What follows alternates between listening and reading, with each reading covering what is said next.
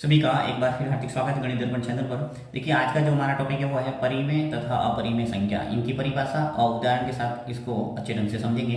देखो परिमेय संख्या है वो क्या है कि इसकी परिभाषा है कि ऐसी संख्या जिसे p बटा q के रूप में हम लिख सकते हैं उन्हें कहेंगे परिमेय संख्या। राइट, देखो परिमेय संख्या का मतलब होता है कोई भी संख्या है अगर उसको अंश व हर के रूप में हम लिख सकें तो उसको कहेंगे परिमेय संख्या।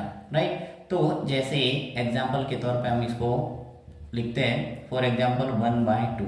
ठीक है, फिर मैंने लिखा जैसे -2/3। तो ये सब क्या है, परिमेय संख्या है। जैसे इसमें स्पष्ट दिख रहा है, देखिए ऊपर 1 दिख रहा है, नीचे 2 दिख रहा है, यानी ये अंश व हर का रूप है। इसी प्रकार कह सकते हैं कि p बटा q का रूप है, यानी p बटा q का रूप अगर नजर आता है तो वो सभी संख्या क्या है, होगी परिमेय संख्या। इसमें सभी प्लस वाली संख्या भी आएगी, माइनस वाली संख्या भी आएगी और पूर्णांक भी आएगा। जैसे मान लो मैंने 5 लिखा सिर्फ, तो ये भी क्या है, एक परिमेय संख्या है। अब आपको डाउट होगा कि 5 है वो इसको p बटा q का रूप तो नहीं है, तो ये कैसे परिमेय संख्या है। तो इसको देखो p बटा q के रूप में हम लिख सकते हैं। कैसे, जैसे 5 को मुझे लिखना है तो मैं कैसे लिख सकता हूँ इसको 10/2 के रूप में। राइट, यानी 2 का अगर 10 के अंदर भाग दूंगा तो वापस आ जाएगा 5, यानी कि 5 को हम इस रूप में लिख सकते हैं। इसलिए ये भी क्या है, ये परिमेय संख्या है। ठीक है, तो आपको ध्यान रखना है कि जितनी भी संख्या p बटा q के रूप में है वो सभी संख्या क्या होगी, परिमेय। इसका उल्टा आपको ध्यान रखना है, अपरिमेय संख्या।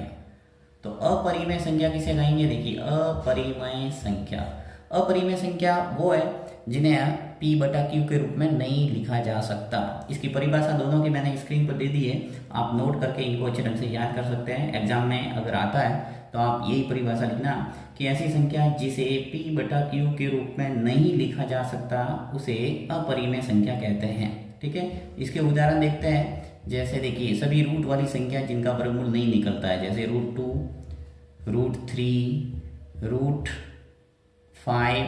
अब देखिए इसके अंदर मैंने √4 है वो नहीं लिखा है, तो आपको थोड़ा ध्यान रखना है। √4 एक क्या है, परिमेय संख्या। क्यों, क्योंकि देखिए 4 का जो वर्गमूल है क्या आता है 2, और 2 है वो क्या है, एक परिमेय संख्या है। तो वो संख्या जिनका वर्गमूल निकल जाता है वो सभी संख्या किस में आएगी, परिमेय में। और यदि वर्गमूल नहीं निकलता है, राइट, यानी पॉइंटों में आता है, तो वो सभी संख्या क्या होगी, अपरिमेय संख्या। जैसे √2, √3, √5, √7, ये सब संख्या क्या है, अपरिमेय। 10th क्लास के अंदर हम इन्हें प्रूफ भी करते हैं कि सिद्ध कीजिए कि √2 एक अपरिमेय संख्या है। इस टाइप से हम इसको प्रूव करते हैं कि अपरिमेय संख्या ही है। ठीक, इस टाइप के प्रश्न भी आपको देखना है तो आपको प्ले लिस्ट में मिल जाएंगे और इनको अच्छे ढंग से आप देख सकते हैं। साथ ही आपको कहना चाहूँगा कि जो पाई है ये क्या है, ये भी एक अपरिमेय संख्या है। तो एग्जाम के अंदर अक्सर पूछा जाता है कि पाई है वो क्या है, तो पाई एक अपरिमेय संख्या है।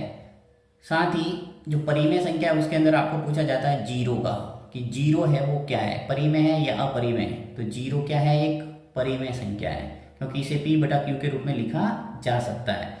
जहाँ पे क्या होगा, p तो 0 होगा और q में कोई भी ले सकते हैं आप, 1 2 3 4 5। जैसे देखो 0 बटा अगर मैं 3 लिखूँ, 0 बटा मैंने 3 लिखा, इसका मतलब क्या होगा, ये 0 ही है। ये p बटा q का रूप तो दिख रहा है, p है वो 0 है, q है वो क्या है 3। तो अगर p बटा q का रूप दिख रहा है मतलब ये क्या हो गई, परिमेय। तो कह सकते हैं कि 0 एक क्या है, परिमेय संख्या। तो आपको अच्छे ढंग से समझ में आ गया होगा मेरे हिसाब से कि परिमेय और अपरिमेय क्या होता है, इनकी परिभाषा क्या है और इनके उदाहरण। ठीक,